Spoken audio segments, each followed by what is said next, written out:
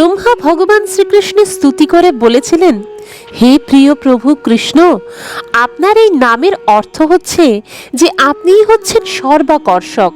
সূর্য ও চন্দ্রের প্রতি আমাদের যে আকর্ষণ তার কারণও আপনি। সূর্যের আকর্ষণের দ্বারা আপনি যদুবংশকে মহিমান্বিত করেছেন। চন্দ্রের আকর্ষণের দ্বারা আপনি পৃথিবী, ব্রাহ্মণ, গরু এবং সমুদ্রকে মহিমান্বিত করেছেন। আপনার পরম আকর্ষণের ফলেই কংস আদি অসুরেরা বিনষ্ট হয়। তাই আমি বুঝতে পারছি যে এই সৃষ্টিতে আপনিই হচ্ছেন পরম আরাধ্য।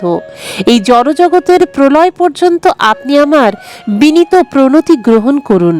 যতক্ষণ এই জগতে সূর্যের কিরণ থাকবে ততক্ষণ কৃপা করে আপনি আমার বিনীত প্রণতি গ্রহণ করুন। এইভাবে এই ব্রহ্মাণ্ডের নিয়ন্তা ব্রহ্মা পরমেশ্বর ভগবান শ্রীকৃষ্ণকে 3 বার প্রদক্ষিণ করে সশ্রদ্ধ প্রণতি জানিয়ে তার আলয় ব্রহ্মলোকে ফিরে যাওয়ার জন্য প্রস্তুত হলেন। স্মিত হাস্যে ইঙ্গিত করে পরমেশ্বর ভগবান তাকে ফিরে যাওয়ার অনুমতি দিলেন। ব্রহ্মা চলে যাওয়ার পরই শ্রীকৃষ্ণ গোবৎস এবং গোপ বালকদের অন্তর্ধানের পর যেভাবে ছিলেন ঠিক সেইভাবেই লীলাবিলাস করতে শুরু করলেন।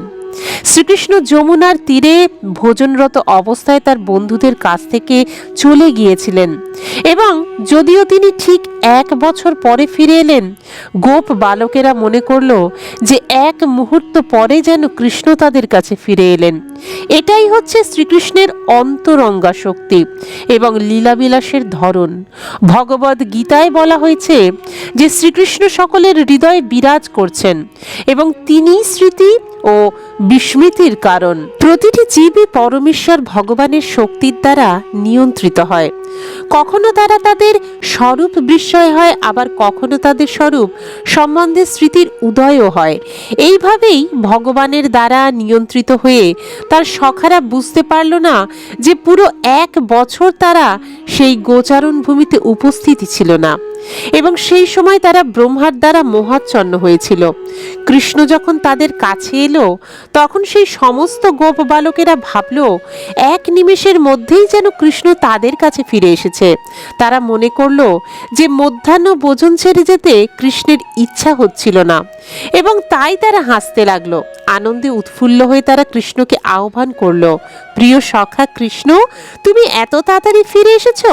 ঠিক আছে, এখনো আমরা আমাদের ভোজন শুরু করিনি, আমরা 1 গ্রাস খাবারও খাইনি, তাই এসো আমরা সকলে মিলে একসঙ্গে আহার করি। কৃষ্ণ হেসে তাদের সেই নিমন্ত্রণ স্বীকার করলেন।